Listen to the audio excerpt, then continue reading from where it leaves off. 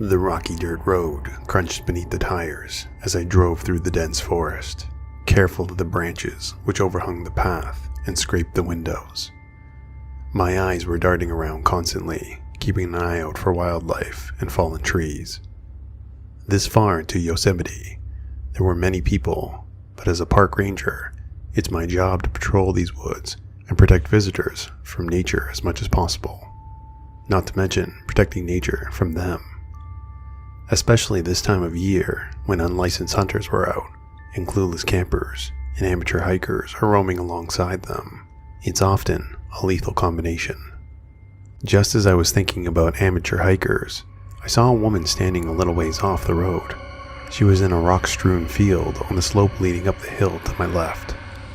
Despite the fact that we were out in the middle of nowhere, she had no hiking equipment, no backpack, nothing. As I got closer, she saw me, but began to walk away, marching up the rocky slopes. This far out in the middle of nowhere, I expected a wave or a hello at least. Most of the time, if you're out here on foot, you don't see anyone for days at a time. "Hey, miss, are you okay?"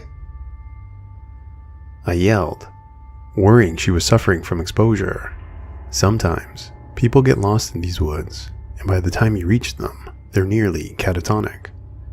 I'd seen it before, men and women with a 1,000-yard stare. She didn't respond. Instead, continued up the slopes until she reached the top. Then she disappeared into the tree lines.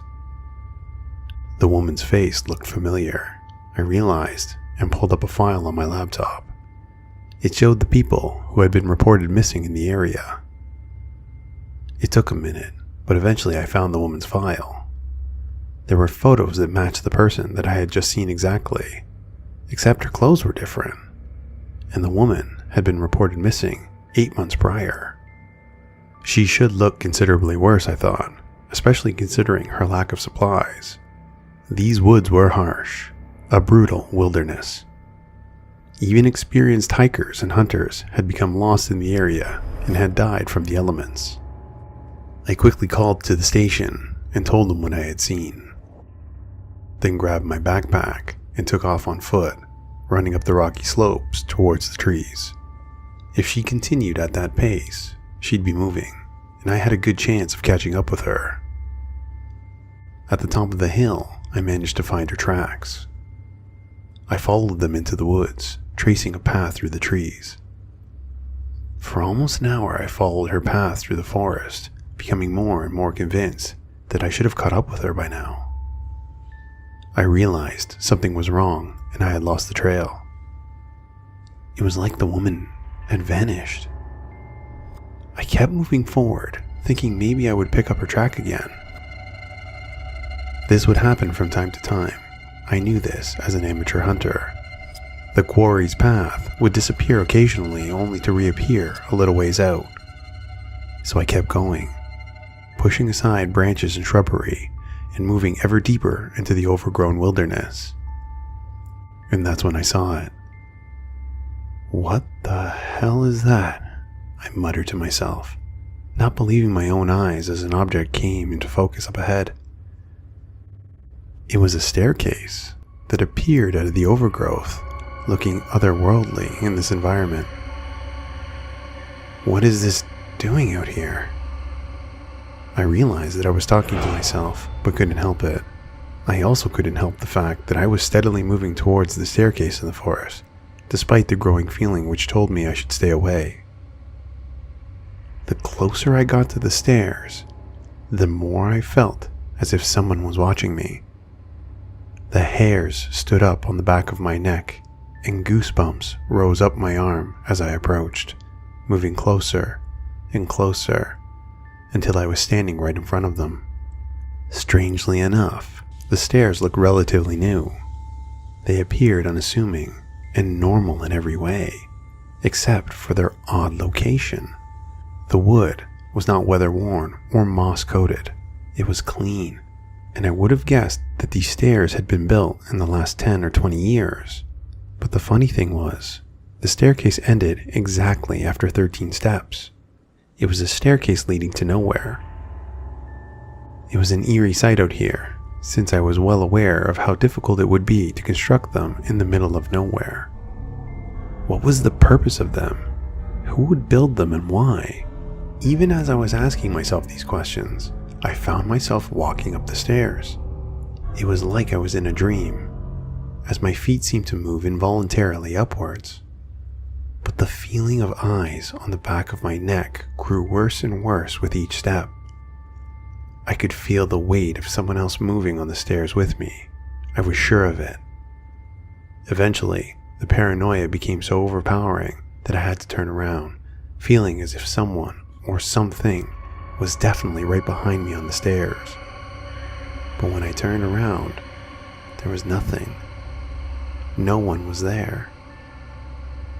Suddenly, I felt terrified as hell and started wondering what I'd been thinking climbing those stairs in the woods that shouldn't have been there in the first place.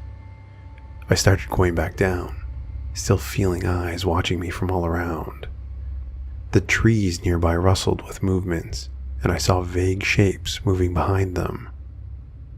Hurrying the remainder of the way down the steps, I called out to the figure, thinking it was the woman I had seen earlier.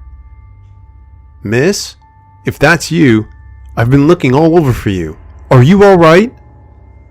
I asked the dark figure in the shadows, but it didn't move or respond. Instead, it just continued to watch me. "Okay, lady, listen, I can't help you if you don't..." Suddenly, it occurred to me that the figure of the shadow was too tall to be the woman I had seen earlier. It looked to be a person at least 6.5 feet tall, maybe more, and they were ducking behind the tree so as not to be seen clearly. The thing stood up even taller, and I realized it had been crouched down. It was enormous. Its form impossible to examine in the low light, but it was definitely watching me, and there were more of them. I realized that my heart was pounding faster and harder until it felt like it was going to beat right out of my chest. I spun around, looking at the forest all around me, seeing shadow shapes everywhere. For a few long moments, I was frozen, unable to move or breathe or think. And then I saw a long-fingered hand push back the foliage, preparing to emerge. That woke me from my trance. Whatever these things were, I could tell they were not malevolent or good. They were creatures of darkness, luring people to them so they could feast on their minds. I tore my gaze away from it and began to run. Racing through the trees, I could sense them following after me. A platoon of lanky, impossible tall creatures with long fingers. Were they the ones who had created the staircase out here? Were they aliens? Sasquatches? I had no idea, but every time I looked back over my shoulder, I saw them gaining on me. Vague shapes, moving so quickly they blurred and were tough to make out. That's when I realized it was getting dark outside. But that didn't make sense, since when I had set out earlier this morning, it was only around 8 a.m. Checking my watch, I saw it was no longer functioning, nor were my cell phone or GPS devices working. With no other choice but to keep running, that's what I did, bolting through the forest until I eventually found a rocky slope beside the dirt road where I had left my truck. I ran right over the edge of the cliff, so terrified and frantic that I didn't see it coming. The things were just behind me by that point, and I was almost ready to resign myself to dying or trying to fight them. Instead, I went tumbling down the rock-strewn hillside, somersaulting and hitting my elbow, knee, shoulder, and skull off boulders and stones. A mini avalanche ensued, and I went down hard, face-planting, as my feet were unable to keep up with my momentum. A sharp pain struck me in the forehead, and I tasted blood in my mouth as my vision went dark. I laid in the pile of rubble and went to sleep.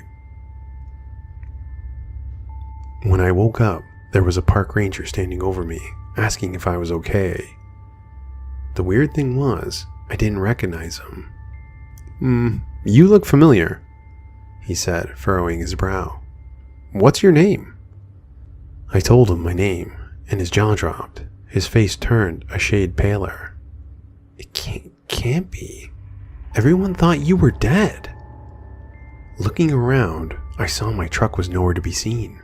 In fact, it was a different season as well. The trees were turning slightly yellow when I went into the forest, an early signal of autumn. But now, they were bright green, as if it was the beginning of summer. "What day is it today?" I asked him. He told me, but I didn't believe him at first. No, you gotta be making that up," I said, shaking my head. "I just went into the woods a couple of hours to find that woman." That's when I remembered her again. Did anyone find her, or is she still missing? Whoa, I'm sorry, but nobody's seen any woman. Just like nobody's seen you for 8 months. His eyes became suspicious, and I realized he thought I was losing my mind, or had lost it out in the forest. I shook my head and looked back into the woods. "Listen, we gotta get a search party out there." Whoa. Didn't you hear me? If you saw a woman when you were out there, she's long gone by now. My eyes stayed fixed firmly on the trees in the distance. No, not for her. There's something else out there.